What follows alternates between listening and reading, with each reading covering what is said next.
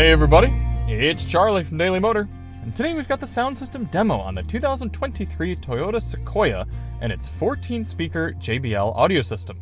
This is going to be an in-depth review. We're going to take a look at the infotainment system, take a look at audio adjustments, inputs, controls, speaker locations, then we're going to head out onto the highway to listen to these sample tracks at 70 miles per hour, and I'll give you my thoughts at the end. Now, if you don't care about any of this stuff at the beginning and you just want to hear the music, click ahead in the video. We've got chapters to get you right to the tunes. And I recommend listening with headphones so you can hear exactly what I'm hearing in the driver's seat. Before we get started, let's hop out and take a look at it. This is the big, mean orange machine, the TRD Pro Sequoia.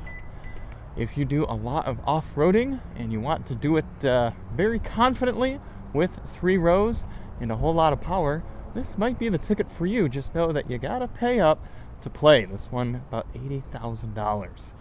If you do want to see more on the Sequoia, check the links in the description. We've got highway fuel economy test, which I'm just about to shoot, although I'm kind of curious if this roof rack would come off. It doesn't look like super easily. It looks like it would be some bolt action there. Either way, check the links in the description for all of our other videos. Now, we always do these tests with lossless, uncompressed WAV files on a USB stick plugged directly into the system, and high-quality Roland binaural microphones in both of my ears, giving you the most realistic audio demo on YouTube. We also do the test with the sound settings set to their factory default, so let's take a look at those now. The nice, big, new Toyota infotainment system, I am quite a fan of it. It's very straightforward and easy to use. We're in the media screen right here. We're going to go to settings, down to sound and media. We're greeted with levels.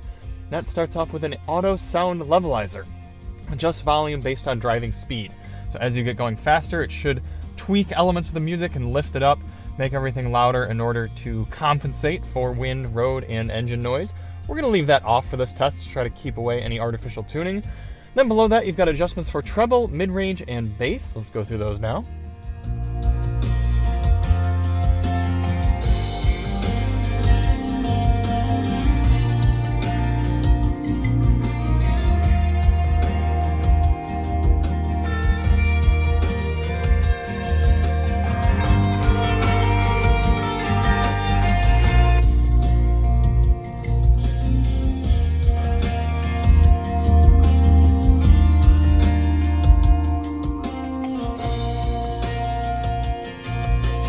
You can see how responsive the screen is. It tracks your finger very, very well. Pretty easy to move around there. It's nice and easy to use. Below this, you've got adjustments for front, rear, left, right, fader, and balance. You can just move it all around the cabin like that. Get it exactly placed where you might want it here if you want to tune music just on yourself or something. Or you could tap to adjust it. Then if you really mess it up, you can hit recenter, bring it back to center. And that's it for audio adjustments.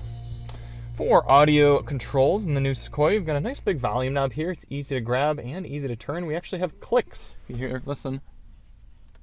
Very subtle, but Toyotas don't usually have clicks in their volume knob, so that's a new thing. You also have volume adjustments on the left side of the wheel here.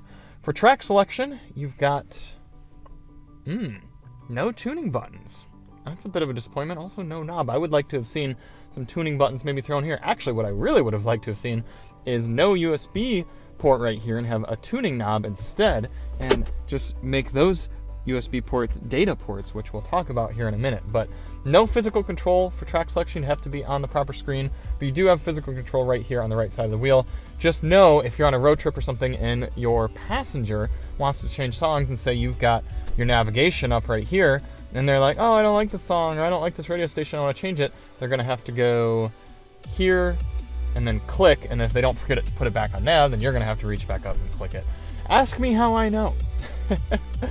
For audio inputs in the new Sequoia, you have your standard AM, FM, Sirius XM satellite radio, USB-A, but no USB Type-C, Apple Music and Amazon streaming built right in, as well as support for wired and wireless Apple CarPlay and Android Auto.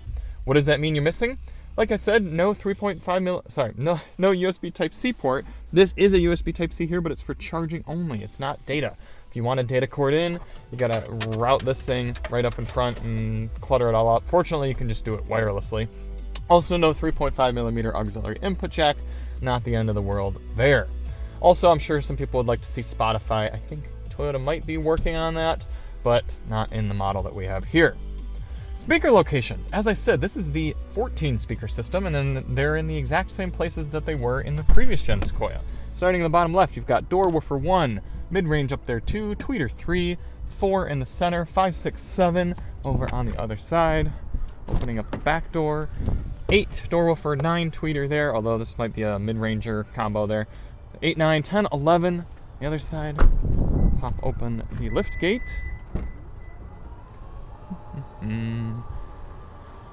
In the lift gate here, you've got 12, 13, and then there's a subwoofer housed right in there, making 14. All right, well, I'm going to get out on the highway and catch back up with you and listen to these tracks on the road.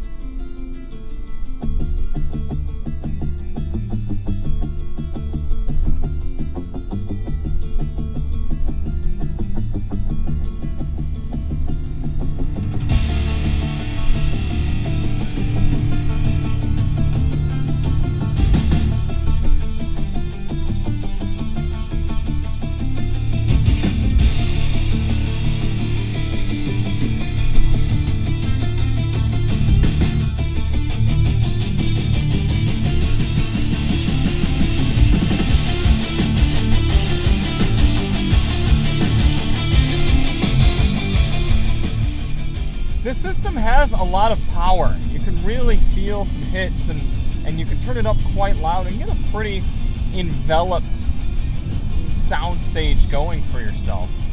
It does disappoint where the bass should be coming in. I'm getting too much in the door woofers, and I know it's tough with a large vehicle like this, bringing that subwoofer sound all the way up front, but it would make the music more satisfying if we were getting more subwoofer rumble versus that kind of mid-rangey and higher bass from these door speakers.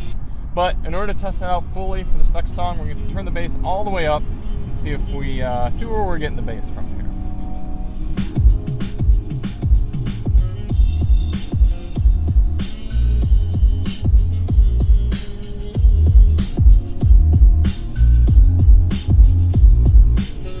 Alright, so I'm not getting distortion, that's good.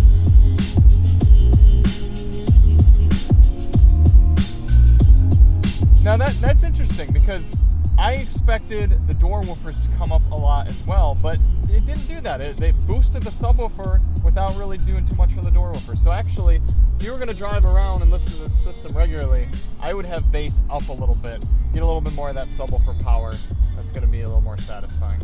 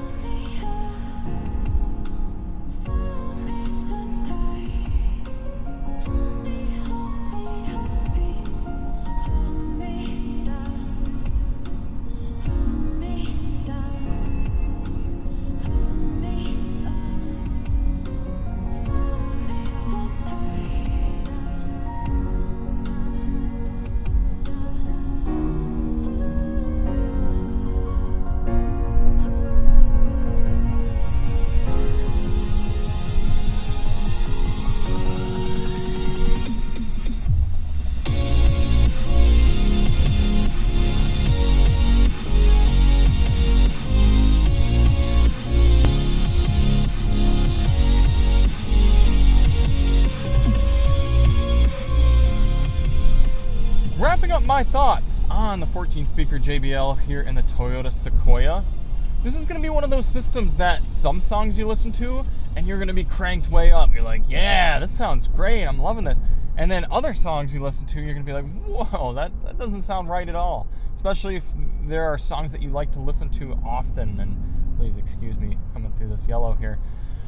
If it's music you're very familiar with, you might notice weird sounds happening with this system, and there's a vagueness to the tuning and an imprecision, if you will, when you get more complex songs going. Chris and I both noticed it.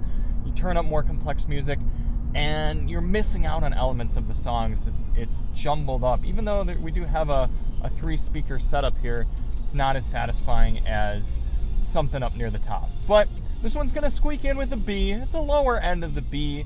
And I will say, at $80,000, you would want quite a bit better sound quality from this car. I mean, come on. Get that turbo going. I know that's not the point of this car, but if you were in something like the Capstone model and you had the same sound system, you'd be pretty disappointed. So it's just barely squeezing in at a B, but there's definitely that asterisk there of the price you're paying and only getting B-level sound.